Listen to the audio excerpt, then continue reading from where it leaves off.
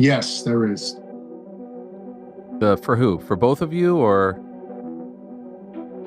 I believe so. Okay, so there's a chance you might be doing this twice. There is a chance we may be doing it twice. Yes. Okay. That's the big difference. Conor is a completely different animal to me. Conor is, he used to be the golden boy. Everyone was behind him. Everyone supported him. Everyone wanted to see him become the next big thing. And now he has an army of haters just like me. Boxing's drama isn't always confined to the ring. In the build-up to the explosive clash between Chris Eubank Jr. and Conor Benn, it's clear that this bout is more than just a fight. It's a personal war layered in legacy, emotion, and controversy. Eubank Jr., always a divisive but compelling figure, has taken the gloves off outside the ropes as much as in them. Whether it's rotten eggs or raw emotions, this fight isn't just about titles, it's about reputations. Let's dive into Chris Eubank Jr.'s mindset as he dissects everything from Conor Benn's fall from grace to fan reactions, his own battles with hate, and the deeper symbolism behind a single egg thrown in public. Chris Eubank Jr. opens the floodgates by making a bold distinction between himself and Conor Benn. He highlights how Benn once held to favor fans, positioned as a golden boy with momentum behind him. Yet now, Benn is met with contempt. Eubank points to a dramatic public shift once adored. Benn now finds himself facing a wave of hatred. The tone suggests that this reversal of fortunes is something Eubank views with a mixture of irony and satisfaction. That's the big difference. Conor is a completely different animal to me. Conor is, he used to be the golden boy. Everyone was behind him. Everyone supported him. Everyone wanted to see him become the next big thing. And now he has an army of haters just like me. Delving deeper, Eubank reflects on the psychological toll of being booed, a ritual he says is part of the territory for him now. But for Benn, he argues it's uncharted waters. He paints a vivid contrast. While he's used to jeers and knows how to harness that energy, Benn is walking into hostility for the first time. Eubank connects Benn's downfall to a moment of weakness, a shortcut that led to a drug scandal before their initial bout. That betrayal of trust, Eubank asserts, flipped public favor into disdain. His commentary carries a warning tone. He's eager to see how Conor handles the venom from the same crowd that once loved him. Eubank's there. Boo! Let's give this guy some shit and throw stuff around and shout stuff. That is part of the event. For him, for Conor, people despise hating him because he had it. He was the guy that had all the support, and then he screwed it all up for no reason. For a quick shortcut in our first fight, he ruined it all.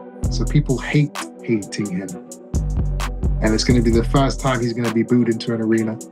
So we'll see how that affects him on the night, I guess. Eubank's frustration with the crowd reaction turns personal as he wrestles with a question that haunts many athletes. Why is he being booed? He underscores how he's always lived the life of a committed fighter, fully devoted to the sport. Yet, instead of admiration, he's met with hostility. There's an emotional weight to his words here. He doesn't pretend to be unaffected. This moment strips away bravado and reveals vulnerability. Eubank sees the backlash he receives as unfair, especially when contrasted with someone like Benn, who he argues deserves every bit of criticism for his transgressions. It was for me anyway, I never thought that I would be that guy, because all I'd ever done was dedicate my life to the sport of boxing. So why am I walking into arenas now and boxing fans are booing me when all I've done is be a boxer, is be a fighter, is train hard, is fight hard. The first time I got booed into arena was against Billy Joe Saunders 11 years ago. And it was a dark, harrowing experience. And it's happened every single fight ever since. It takes a lot of getting used to. Conor Benn is not there yet. He's never had that. So it's going to be very interesting to see how it affects Eubank's tone softens momentarily as he acknowledges the fans both supportive and critical as essential to the sport. Despite the boos, he holds no grudges against the audience itself. His real issue lies with Benn. Eubank reaffirms that it's not hatred for the fans, but rather for the man who, in his words, tainted the integrity of their matchup. There's a calculated humility here. He understands the role fans play, even those who root against him. That maturity serves to contrast with his view of Benn's immature and unethical behavior, keeping the emotional edge of the narrative intact. No, I have no animosity towards anybody, except maybe Conor Benn right now. The fans are the fans. They are the reason us as fighters are able to do the things we do.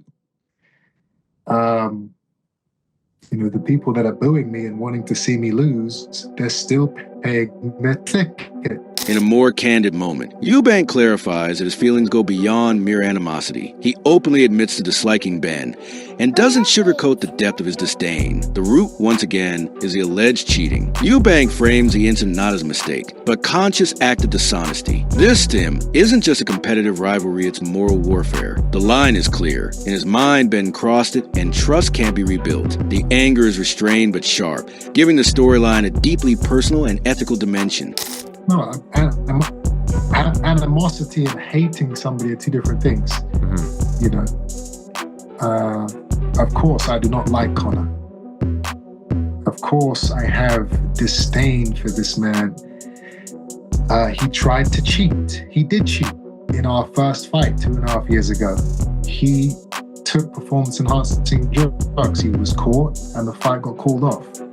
So animosity is rife between me and him. Eubank shifts tone again, this time zooming out to reflect on the broader legacy of the fight. He calls it a one-off that can never be replicated. It's more than promotion, it's about legacy. Two sons of boxing legends facing off carries an epic weight, and Eubank knows it. He embraces the uniqueness of this clash as something historically rare and emotionally loaded. He even jokes about the only way this could happen again being a generational sequel involving their sons. It's a reminder that while personal animosity fuels a fire, the historical magnitude keeps it burning bright. And it's never happened before in the history of boxing, and it will never happen again. And that's what excites me about this fight. It cannot be replicated. It's impossible. Unless, me and Conor have sons now, and in 35 years they get in the ring and fight.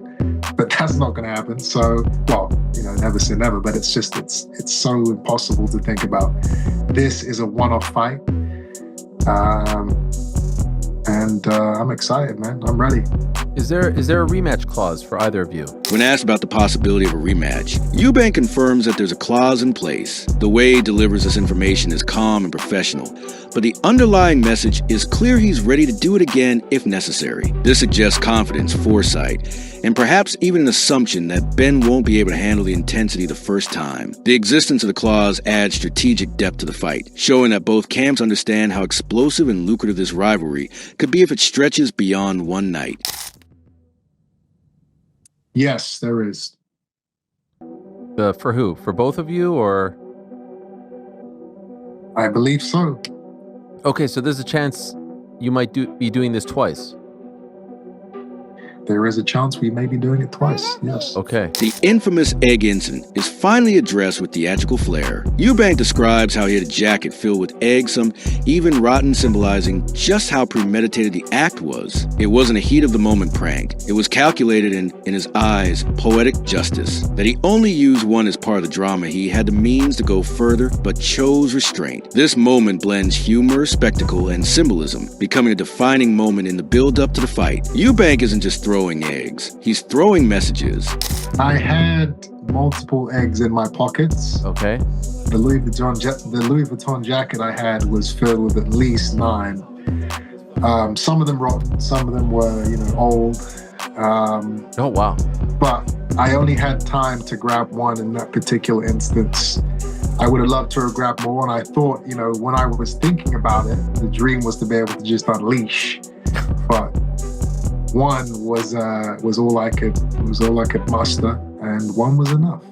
Eubank elaborates on the egg as a symbol, not a weapon, but a statement. He wanted to expose what he sees as a major injustice, to hold Benn publicly accountable in a way that was memorable and metaphorical. The egg becomes a tool of protest, not aggression. He distances the act from violence and leans into its theatrical nature. For Eubank, it wasn't about petty revenge. It was about setting a standard and shining a light on what he views as cheating. This gives the act deeper significance and reinforces the psychological warfare that surrounds this fight. And yeah, I knew what I was doing. It was planned. It was anticipated. It was an egg of justice. It was a symbol. It wasn't about attacking him or hurting him or slapping him. It was about making an example. This had to, I had to shine a light on the fact that he was a cheat. As we edge closer to one of the most anticipated showdowns in modern British boxing, it's crystal clear this isn't just about fist fly in a ring. It's about legacy, betrayal, pride, and redemption. Chris Eubank Jr. isn't simply fighting Conor Benn, he's challenging a symbol of everything he believes is wrong with how Benn carried himself. From calculated eggs to cutting commentary, Eubank has taken control of the narrative, painting Benn as a fallen prince and himself as a relentless, wronged warrior. But words and eggs can only go so far. When the bell rings, all the talk, all the antics, and all the animosity will come to a head. And whether it ends in cheers, boos, or another clause-triggered rematch, this saga will leave a mark far beyond the final round. Subscribe to Boxer Hub for further updates.